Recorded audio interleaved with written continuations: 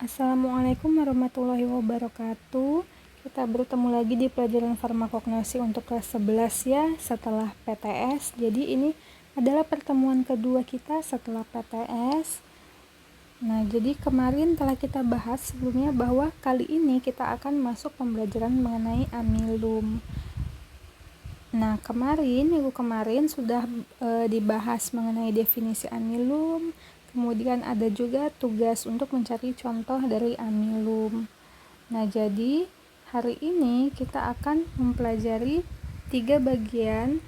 Kita akan mereview tentang pengertian dan contoh amilum, kemudian kita akan masuk ke materi baru tentang pembuatan amilum. Nah, ini materi kemarinnya sedikit kita ulang. Jadi amilum itu atau pati adalah karbohidrat kompleks berupa serbuk berwarna putih dan tidak larut dalam air yang diperoleh dari penyarian bahan-bahan tumbuhan. Nah, dia berupa karbohidrat kompleks. Jadi karbohidratnya ini terdiri dari polisakarida. Polisakarida yang menyusun dari si amilum ini adalah amilosa dan amilopektin. Kemudian yang menjadi pertanyaan selanjutnya adalah ada yang menyebut pati, ada yang menyebut tepung. Apakah sama antara pati dengan tepung? Ini kemarin telah kita bahas, terutama perbedaannya itu ada pada cara pembuatannya. Kalau pati, cara pembuatannya itu sangat panjang. Kalian perlu ada proses pengendapan. Jadi, misalkan kalian ingin membuat pati singkong, tidak langsung kalian gerus singkongnya, kalian blender singkongnya langsung jadi, tidak. Jadi kalau pada pembuatan pati itu singkongnya itu kalian blender, kalian haluskan dengan air, kemudian kalian saring, kalian peras, kalian pisahkan airnya. Nah, airnya itu diendapkan semalaman. Hasil endapannya itulah yang akan dikeringkan dan menjadi pati. Berbeda dengan tepung. Tepung prosesnya sederhana, hanya melalui proses pengeringan dan penggilingan saja, tidak serumit pembuatan pati. Nah, ini ada 5 contoh amilum ya, kemarin telah kita adakan tugas. Yang pertama itu tentang amilum manihot. Jadi amilum manihot ini berasal dari singkong. Kandungannya sama, amilosa dan amilopektin. Memang pada pati memang mengandungnya amilosa dan amilopektin.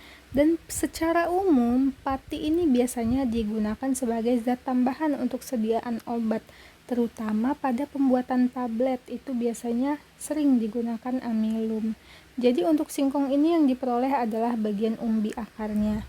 Kemudian yang kedua itu ada maidis, pati jagung. Dia berasal dari jagung, disebut juga dengan maizena ya, tepung maizena.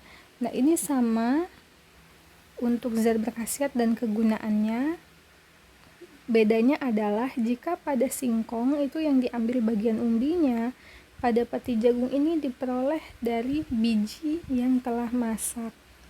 Kemudian ada amilum orizae atau beras. Jadi pati beras ini diperoleh dari penyarian biji beras. Selanjutnya itu ada amilum solani atau pati kentang. Diperoleh dari tanaman Solanum tuberosum. Dia diperolehnya dari penyarian umbi batang kentang itu sendiri. Kemudian yang terakhir ada amilum tritici. Amilum tritici ini diperoleh dari tanaman gandum ya, atau yang sering kalian dengar itu adalah pati terigu. Nah, ini diperoleh dari penyarian buah gandum. Nah, selanjutnya kita akan masuk ke pembuatan amilum. Nah, pada pembuatan amilum ini, link ini akan Ibu berikan di Edmodo. Silahkan kalian perhatikan salah satu contoh pembuatan amilum ya di video tersebut. Jika ada yang ingin ditanyakan terkait pembuatan amilum, bisa kalian tanyakan di grup WhatsApp. Kemudian nanti di akhir, apabila kalian telah menyimak seluruh videonya, akan Ibu berikan tugas untuk membuat amilum. Sekian pertemuan kita kali ini. Apabila ada pertanyaan, bisa langsung bertanya di grup WhatsApp. Mohon maaf apabila ada kesalahan. Ibu akhiri. Wassalamualaikum warahmatullahi wabarakatuh.